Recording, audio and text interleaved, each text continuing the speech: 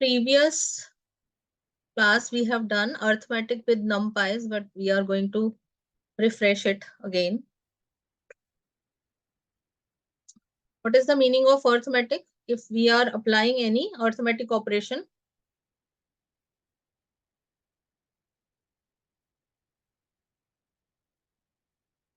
like plus, minus, multiplication, division and so हमने देखा कि यहाँ पे हमने एक नमपाई की एरे बनाई जो कि एक मैट्रिक्स के फॉर्मेट में आ गया। उसके बाद हम यहाँ पे कह रहे हैं A R R into A R R means array का फॉर्मेट ये था और उसको हमने मल्टीप्लाई करा दिया तो स्क्वायर आ गया। 1 × 1 is 1, 2 × 2 is 4, 3 × 3 is 9 and so on. ऐसी अगर हम माइनस सब्ट्रैक्शन लगाते हैं तो A R R minus A R R ये हमारे पास सब्ट्रैक्ट हो जाएगा। मीन्स हमने उसी के अंदर से अपने आप को अपनी एक एरे के अंदर से दूसरे सेम ऑब्जेक्ट को सब्ट्रैक्ट कर दिया तो जीरो वाला मैट्रिक्स हमारा क्रिएट हो जाएगा या डिस्प्ले हो जाएगा। यहाँ पे सिर्फ हम प्रिंट करा रहे हैं तो सिर्फ प्रिंट होगा, ये मॉडिफाई नहीं होगा क्योंकि हम मॉडिफाई कुछ कर ही नहीं रहे, सिर्फ प्रिंट करा रहे हैं। उसके बाद हमने देखा अर्थमेटिक फर्दर ऑपरेशंस। एक एरे बनाई, हमने प्रिंट करा एरे का स्क्वायर मीन्स जो भी एलिमेंट है उनका स्क्वायर। यहाँ पे भी हमने स्क्वायर किया था A R R into A R R, इससे भी पूरे के पूरे मैट्रिक्स के एलिमेंट्स का स्क्वायर हो रहा था। ऐसे ही हमारे पास डबल स्टार जो होता है ये भी एक पाइथन का हमारा ऑपरेटर है जो पाइथन सपोर्ट करता है, जो कि इसका मतलब होता है square power. Power means A R R star star 2, it means whatever the array is containing उसका स्क्वायर। अगर आप इसको यूज करके क्यूब भी करना चाहते थे तो कर सकते थे। यहाँ पे आप डबल स्टार लगा के 3 दे दो तो अब इसका जो रिजल्ट होगा वो होगा 1, 2 raised to the power 3 कितना होगा 8, 3 raised to the power 3 will be 27 and so on. तो ये जो प्रोसेस है ये प्रोसेस पावर के लिए होता है, और अगर हम A R R into A R R करेंगे वो सिर्फ आपको स्क्वायर देगा। तो ये थोड़ा सा इसमें डिफरेंस है। उसके बाद कंपैरिजन अगर हम करते हैं तो कंपैरिजन के लिए क्या होगा, वो आपको एलिमेंट वाइज एलिमेंट कंपेयर करेगा और उसके बाद आपको आंसर रिटर्न करेगा। तो हमने कहा कि हमारा एक ये ए आर आर 2 है, उसके अंदर 0, 4, 1 है, 7, 2, 12 है। हमने कहा print array 2 is greater than array 1। तो एरे 1 हमारा क्या है, ये है A R R, that is 1, 2, 3, 4, 5, 6। तो कैसे वो कंपैरिजन करेगा, पहला element first element array 2 is greater than array 1 क्या है, फॉल्स। दूसरा element corresponding element 4 is greater then 2 है क्योंकि ये ए आर आर 2 है, आपने यहाँ पे ये लगाया तो ये ट्रू आ गया। फिर first element 1 is greater then 3 है, नो फॉल्स आ गया यहाँ पे।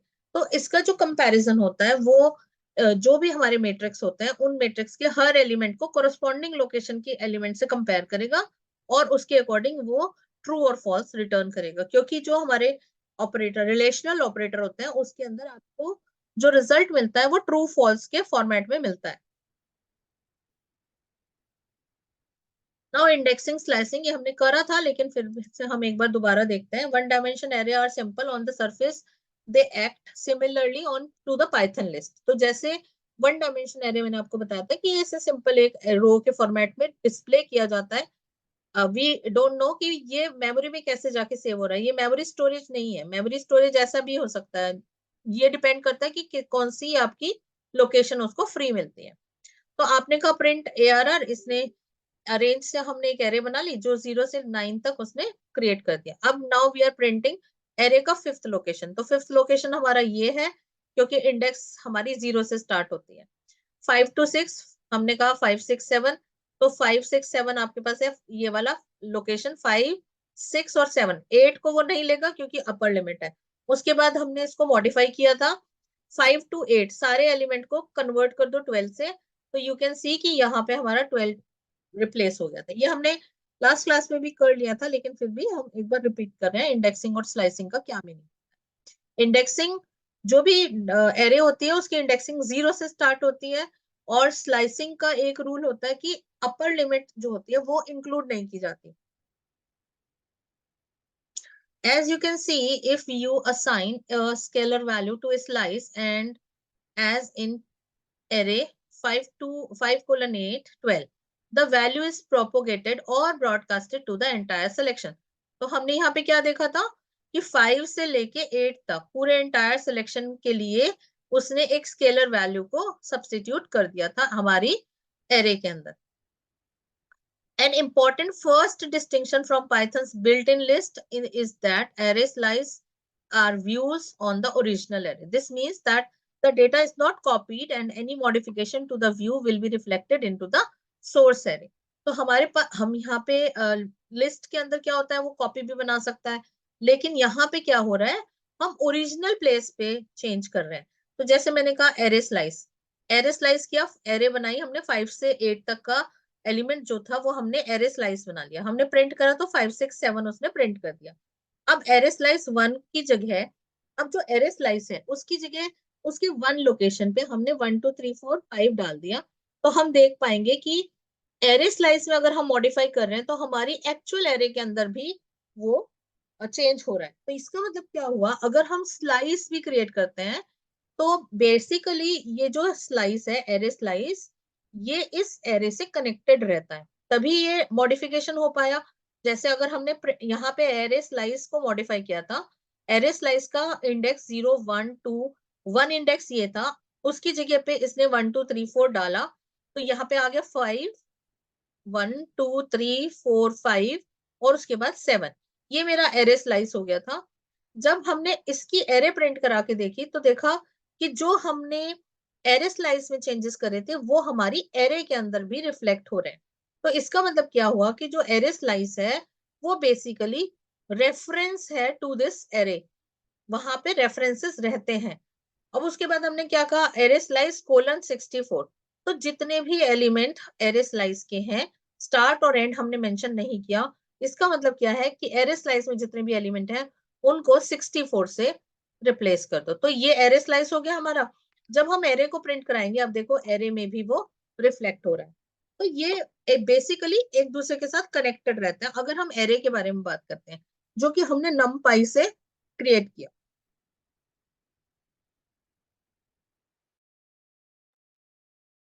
लेकिन अगर हम लिस्ट के बारे में बात करेंगे तो लिस्ट में ये स्लाइस जो होता है अलग क्रिएट होता है, उसका लिस्ट के साथ कोई रेफरेंस नहीं होता. यही इसका डिफरेंस होता है एरे एंड लिस्ट के अंदर.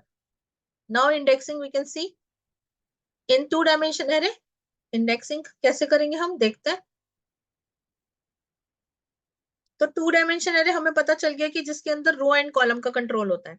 तो हमने एक 2D एरे बनाई, उसका नाम रखा एरे 2D, और हमने कहा 1 2 3 4 5 6 7 8 9, ये मेरी एक 2D एरे बन गई. अब हमने कहा कि अगर इसका सेकंड इंडेक्स हमें प्रिंट कराना है तो देखो सेकंड इंडेक्स कैसे होगा, ये 0 1 2, यहाँ पे भी 0 1 2, सेकंड इंडेक्स इस एरे का ये है.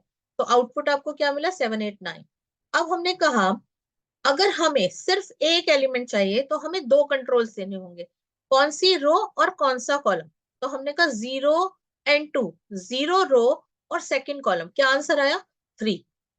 हम इसको ऐसे भी मेंशन कर सकते हैं और ऐसे भी मेंशन कर सकते हैं, दोनों बराबर चीज है.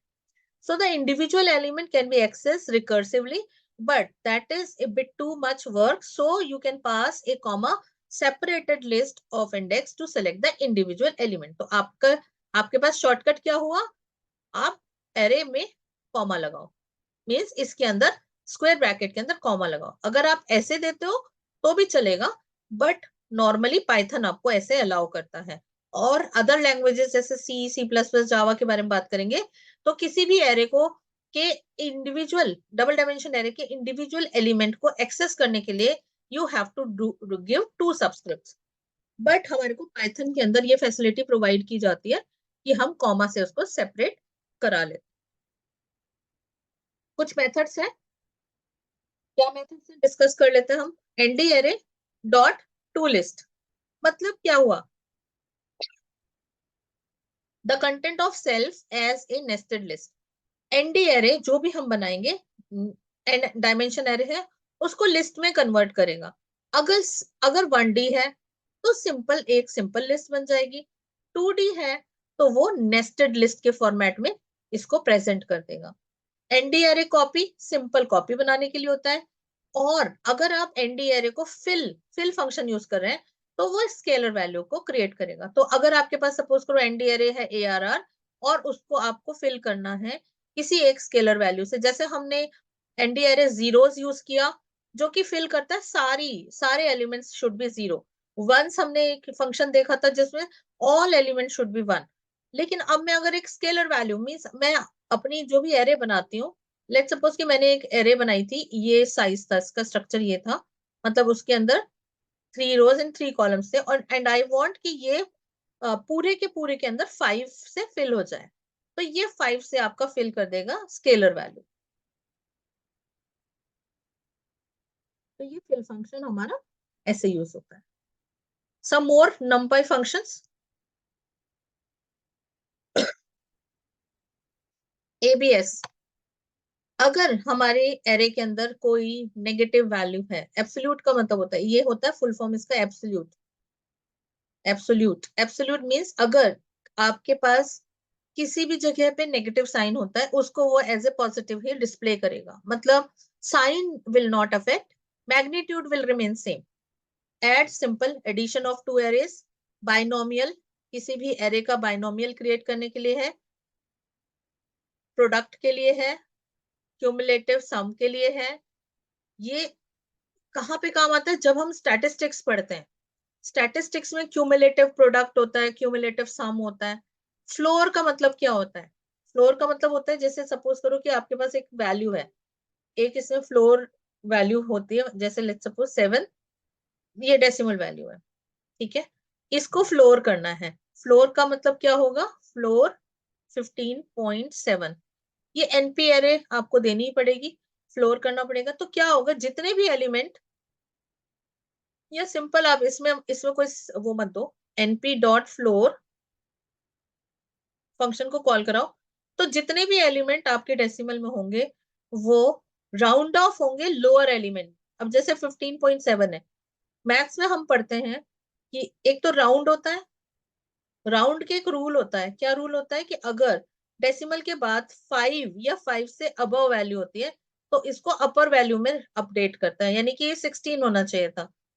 लेकिन फ्लोर एक ऐसा फंक्शन है जो कि इसको लोअर वैल्यू में कन्वर्ट करेगा, मतलब जो भी उसकी लोअर वैल्यू होगी, जैसे 15.7 है, इसको अगर मैं राउंड करती तो ये होता 16, बट अगर मैं इसको फ्लोर करूंगी तो ये होगा 15, लोअर वैल्यू में कन्वर्ट कर। फ्लोर। हिस्टोग्राम, अगर आपको कोई हिस्टोग्राम क्रिएट करना है, एरे दिया है आपने उसके ऊपर हिस्टोग्राम क्रिएट करना है, तो सीधा एक हिस्टोग्राम का फंक्शन है जो आपके लिए हिस्टोग्राम क्रिएट कर देगा on that particular array elements.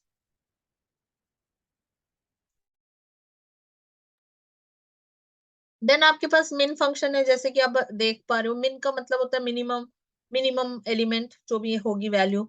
Max हो सकता है, मल्टीप्लाई करा सकता है एरेज को। पॉलीफिट है, मतलब पॉलीगोन, पॉलीगन होते हैं हमारे, उसको फिट करने के लिए होता है। ये सब हमारे को जब हमारे को चार्ट्स क्रिएट करने होते हैं वहां पे ये रिक्वायर्ड होता है। रेंडेंट है, मतलब रैंडम इंटीजर जनरेट करने के लिए होता है, शफल करने के लिए होता है, ऊपर नीचे कर दो। ट्रांसपोज करने के लिए फंक्शन होता है। ट्रांसपोज का मतलब क्या होता है? जो रो होता है वो कॉलम बन जाता है, जो कॉलम होते हैं वो रो बन जाते हैं। तो 1 2 3 4 5 6 7 8 9, लेट्स सपोज आपका ये मैट्रिक्स है, इसको अगर हम ट्रांसपोज करेंगे तो ये क्या आ जाएगा? 1 4 7 2 5 8 3 6 9। तो ये वाली जो चीज है ये आपकी कॉलम बन गई, और जो ये वाली चीज थी ये आपकी रो बन जाएगी।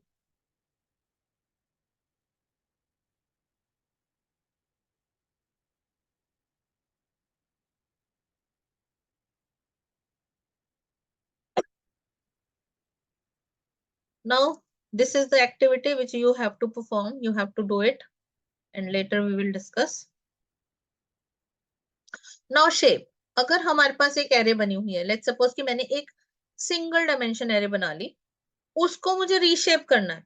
तो रीशेप, शेपिंग करनी है उसकी। एक एरे ऑलरेडी बनी हुई है, ए नाम की एक एरे ऑलरेडी बनी हुई है, उसको मुझे, ये एरे कितनी है? 6 एलिमेंट है इसमें, तो मैं इसको रीशेप करना चाहती हूँ इन 3 and 2, मतलब 3 rows and 2 columns, तो हमारे को फंक्शन यूज करना पड़ेगा रीशेप।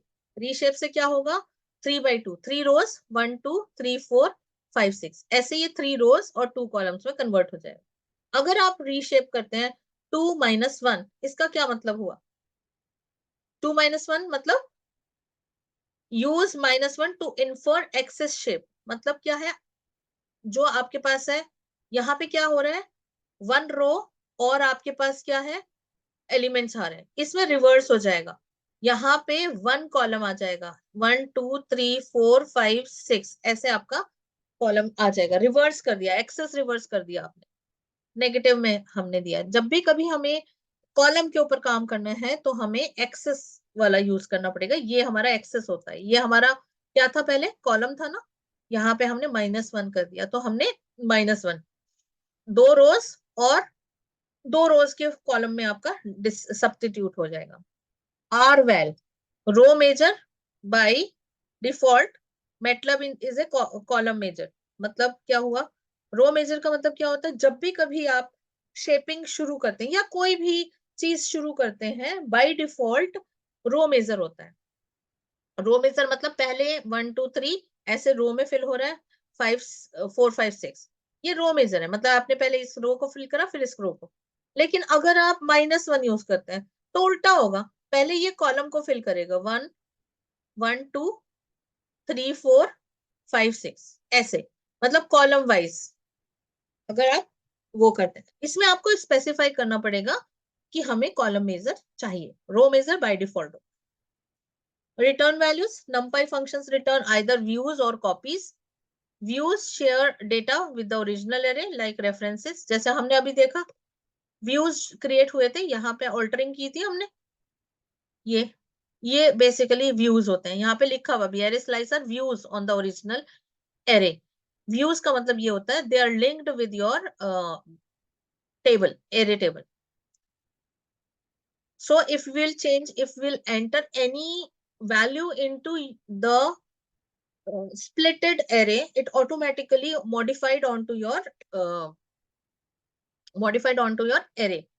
अगर आपको उसकी कॉपी बनानी तो क्या यूज करोगे आप, np.copy या np.view, जो कि एक्सप्लिसिट कॉपी और एक्सप्लिसिट व्यू बनाएंगे, मतलब अनलिंक्ड कॉपीज और अनलिंक्ड व्यू क्रिएट करने के लिए हमारे पास फंक्शन होते हैं कॉपी और व्यू।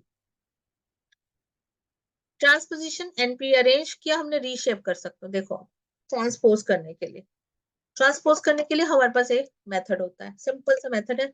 हमने एक एरे बनाई अरेंज से, रीशेप कर लिया उसको 5 and 2 में, 5 मतलब रो, कॉल 2 मतलब कॉल, तो 10 एलिमेंट बने, यानी कि हमारी जो एरे बनी होगी 1 से लेके 0 से लेके 9 तक बनी होगी, लेकिन उसको साथ ही साथ रीशेप फंक्शन में डाल दिया, जो कि 5 रो और 2 कॉलम में देगा, तो 0 1 2 3 4 5 6 7 8 9 ऐसे बनी है।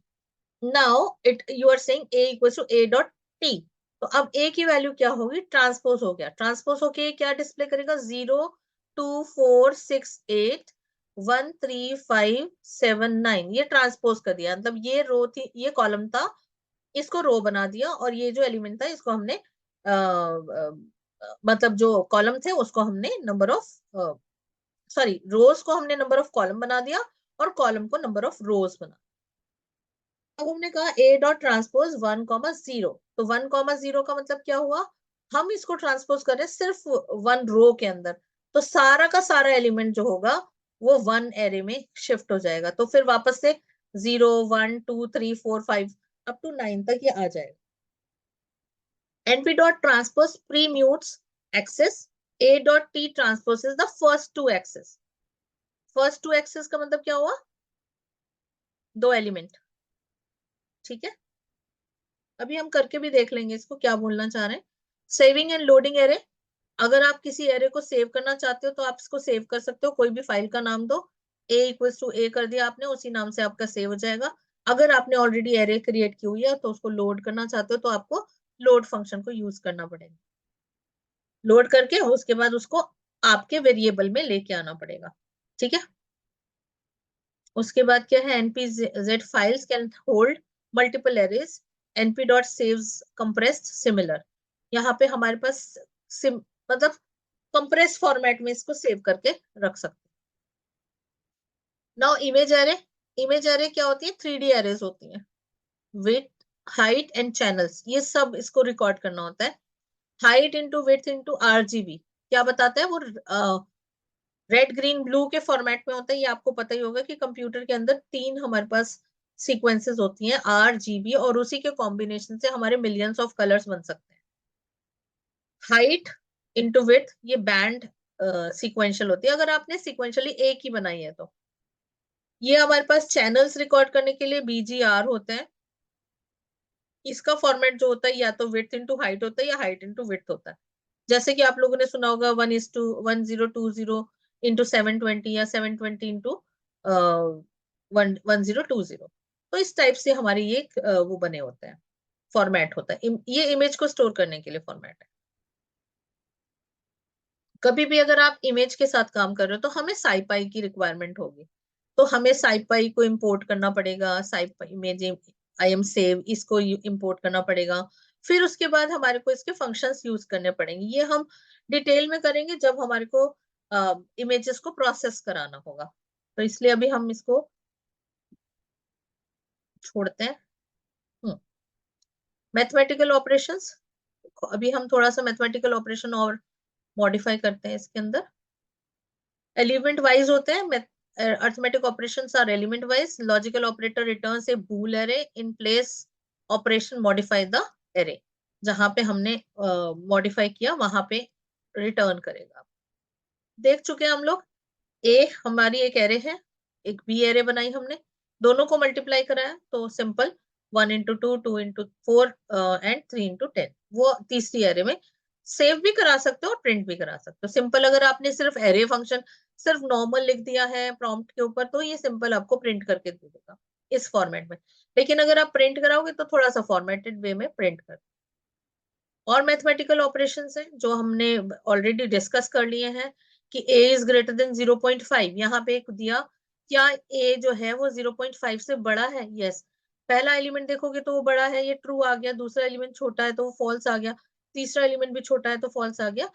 ये ऐसे आपका डिस्प्ले करा लॉजिक। उसके बाद आपके पास है इन place operation modify the array.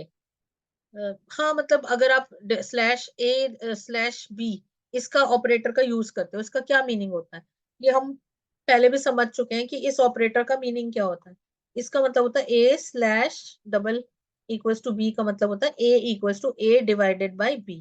तो A/B करके A में ही सेव कर दो तो ये A को मॉडिफाई कर देगा। तो जब आप A को प्रिंट कराओगे तो मॉडिफाइड फॉर्म में ये आपको प्रिंट करके देगा। तो ऐसे भी आप इसको यूज कर सकते हो। अपकास्टिंग क्या होती है? अपकास्टिंग क्या होती है कि हमारे पास अगर डेटा जो 16 बिट है, 8 बिट है, 16 बिट है, 32 बिट या 64 बिट है, तो जो भी हमारा हायर वर्जन होगा ये ऑटोमेटिकली उसके अंदर कन्वर्ट कर लेगा। Just as in Python and Java the result of the math operator is cast to the more general or precise data type. अगर हम देख रहे हो अनसाइंड इंटीजर 64 है, प्लस हमने अनसाइंड इंटीजर 16 को ऐड करा, तो वो रिटर्न करेगा हमें रिजल्ट अनसाइंड इंटीजर 64। ऐसे ही फ्लोट 32 और को डिवाइड करा हमने इंटीजर 32 से, तो फ्लोट 32 के उसमें रिजल्ट रिटर्न करेगा, ना कि हमें इंटीजर फॉर्मेट में रिटर्न करेगा। तो हमेशा अपर जो फॉर्मेट होता है, जैसे हमारा जो फॉर्मेट होते हैं वो 8, 16, 32 एंड 64 बिट होते हैं, data type you can say. तो जो भी हम मैथमेटिक्स करेंगे उसके अंदर अपकास्ट हो जाएगा, मतलब हायर वैल्यू, हायर साइड वाला डेटा टाइप जो है उसके अंदर ये कन्वर्ट हो जाएगा। अब हम देखते हैं कुछ यूनिवर्सल फंक्शंस जो कि हमारे को इमेजेस वगैरह पे यूज किए जाते हैं। एक हमने देखा है अभी, लेकिन अभी हम देख लेते हैं क्या। लेट्स सपोज कि हमारे को कोई यूनिवर्सल फंक्शन देना है। ये हमारा ये है np.exp। ये अनफंक्स भी कहलाते हैं एक टेक्निकल लैंग्वेज के अंदर। np.sqrt, np.sign, np.cos, np.isNan। इनका क्या फंक्शन होता है? एक्सप्रेशन तो एक्सपोनेंट के लिए होता है EXP, एक्सपोनेंट के लिए होता है एक्सपोनेंट, स्क्वायर रूट जो होता है वो स्क्वायर रूट के लिए होता है SQRT। अभी देखते हैं, हमारे पास एक एग्जाम्पल है, ये साइन और कॉस के लिए होता है। ये जब हम इमेज प्रोसेस करते हैं तब हमारे को इनकी रिक्वायरमेंट होती है। और इस नन है not a numeric, not a numeric.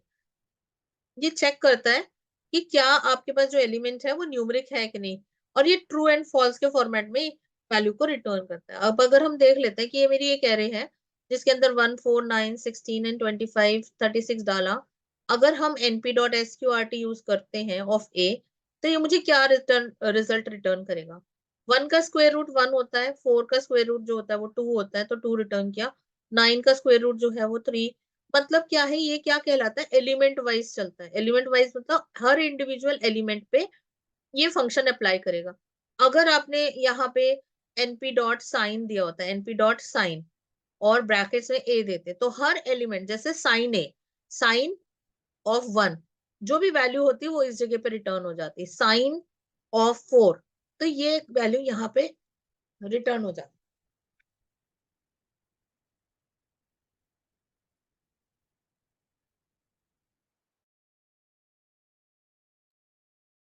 तो ये जो यूनिवर्सल फंक्शंस होते हैं ये हमारे एलिमेंट वाइज फंक्शन कहलाते हैं। इंडेक्सिंग हमने वैसे देख लिया, तो हमने हमारे को देखना है कि इंडेक्सिंग में और क्या क्या हो सकता है पॉसिबिलिटी। तो देखो, हम कर रहे थे कि जैसे अगर सपोज करो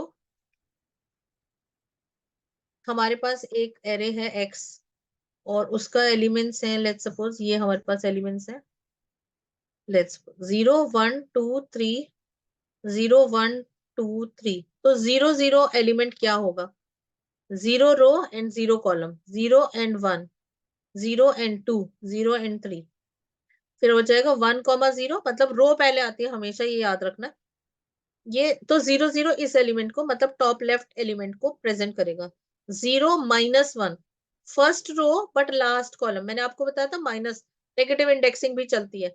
नेगेटिव इंडेक्सिंग यहाँ से -1 -2 -3 -4 ऐसे चलेगी। तो -1 क्या हुआ ये, लेकिन 0 क्या है आपका, 0th रो, तो ये वाला एलिमेंट आपका डिस्प्ले होगा।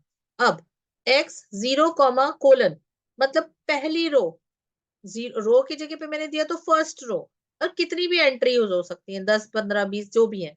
और अगर आप रो एम्प्टी छोड़ देते हो उसकी जगह पे कोलन दे देते हो और 0 यहाँ मेंशन करते हो, तो फर्स्ट कॉलम ये वाला कॉलम आपको दिखा देगा। कितने भी एलिमेंट होंगे इसमें, ये डिपेंड करता है कि 2 हैं 4 हैं, ये जितने भी एलिमेंट्स होंगे वो सारे आपके डिस्प्ले कर देगा। नोट्स, जीरो इंडेक्सिंग आपके पास है, multi dimensional indexes R comma separated, that is a tuple. Zero indexing इसको बोलते हैं, 0 0 लेवल पे जीरो इंडेक्सिंग करा आपने, और उसके बाद आपने दूसरे तरीके से मल्टीपल इंडेक्सेस को कैसे आप यूज कर सकते हो, कॉमा सेपरेट कर। अब स्लाइसिंग कैसे करनी है, इंडेक्सिंग स्लाइसेस एंड एरेज। और थोड़ा सा देखते हैं, इंडेक्स करा हमने 1 कोलन -1, ये हमारा क्या हुआ, रो, रो रिप्रेजेंट कर रहा है। और कॉलम क्या रिप्रेजेंट कर रहा है, 1 कॉलम, ये रो हो गया ये कॉलम हो गया। Select all but 1 pixel border, यानी कि ये सारी चीजें ना इमेजेस में यूज की जाएंगी। ये वाला यहां से स्टार्ट करो और यही एंड कर दो, ये रो है और यही कॉलम है, 1 से लेके -1 तक। यानी कि 1 ये हुआ, 0 को छोड़ दो आप, 0 1, 1 से लेके -1 तक। ऐसे ही कॉलम के लिए 1 से मतलब पहला ऊपर वाला बॉर्डर, ऊपर वाली लाइन छोड़ देंगे 1, ये 1 एलिमेंट है, तो इतने एलिमेंट्स आपके पास आ जाएंगे। ये वाले एलिमेंट आपको मिलेंगे, ये वाली लाइन और ये वाली लाइन आपको नहीं मिलेगी। देन ऐसे ही आपने रिप्रेजेंट किया।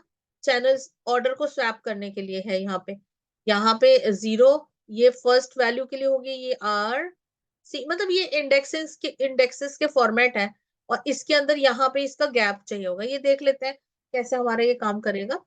उसके बाद हमारे पास है इंडेक्स करो i < 10, तो जितने भी डार्क पिक्सल होंगे, डार्क पिक्सल, उनको उनको सेट कर देगा, set dark pixel to black. जो भी डार्क कलर के पिक्सल्स होंगे उनको 0 सेट करेगा। ये सारी इंडेक्सिंग इन स्लाइसिंग जो यूज हो रही है ये इमेज के लिए यूज हो रही है। तो जब हम इमेज प्रोसेसिंग करेंगे तब हम उसको अच्छे से और देख लेंगे। i equal to 1,3 colon select to second and fourth row, second and fourth row को सेलेक्ट करेगा ये, क्योंकि यहाँ पे आपने रो दे रखा है और यहाँ पे इसको ब्लैंक कर रखा है।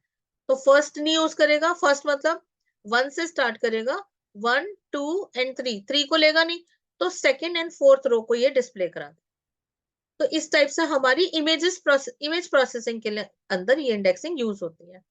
स्लाइसिंग भी आप देख लो, ये अब लिस्ट बनाई आपने, उसके अंदर लिस्ट को भी आप ऐसे ही एक्सेस करते हो। पाइथन स्लाइसिंग :3 कर रहे हो तो 0 1 2 दे देगा आपको, माइनस से करोगे तो नेगेटिव साइन पीछे से स्टार्ट कर देगा। फिर ये तो सेम चीज है जो हम ऑलरेडी पढ़ चुके हैं। अब एक्सेस की एंट्री क्या होती है, जैसे देखो एक्सेस का मतलब क्या होता है कि रो वाइज या कॉलम वाइज। मैंने आपको बताया बाय डिफॉल्ट जो होता है वो रो वाइज होता है, लेकिन अगर आपको कॉलम वाइज चेंज करना होता है तो उसका एक्सेस को चेंज करना पड़ेगा। तो अब अगर आप देखते हो a डॉट सम, ए का मतलब क्या हुआ, मेरी एक एरे है उसका सम चाहिए मुझे। ये सिंपल जो करेगा सारे एलिमेंट्स की सम कर देगा। मतलब एक एरे थी, यहाँ पे था 1 2 3 4 5 6 7 8 9, ठीक है। इसको यूज करोगे तो 1 + 2 + 3 + 4 + 5 + 6 + 7 + 8 + 9 ऐसे करके ये जो आंसर आएगा वो आपको रिटर्न कर देगा। लेकिन अगर आप करते हो एक्सेस 0, तो इसका मतलब क्या हुआ, 1 2 3 4 5 6 7 8 9 row wise sum over row wise 1 + 2 + 3, यहाँ पे 6 आ जाएगा, 9 + 6 15 आ जाएगा, 15 + 9 23, जो भी आंसर होगा 23 24 जो होगा रो वाइज सम आ जाएगा। ऐसे ही अगर आप एक्सेस 1 देते हो तो कॉलम वाइज सम 7 + 4 + 1 12, ये आ गया 13 एंड 14 आ गया, ये आ गया 9 एंड 9 18 आ गया, ऐसे आ जाएगा। अब आप क्या कह रहे हो, एक्सेस 1 कीप डायमेंशन ट्रू। तो कीप डायमेंशन ट्रू का मतलब क्या होगा, it will keeps all dimension, जितने भी डायमेंशन होंगे, ये एक इसका पैरामीटर होता है जो कि हमारे को जब हम बड़ी एरेज एक्सेस करते हैं उसमें हमारे काम आता है। कीप डायमेंशन ट्रू मतलब जो डायमेंशन है, रो है तो रो एंड कॉलम है तो कॉलम, उसके लिए यूज होता है।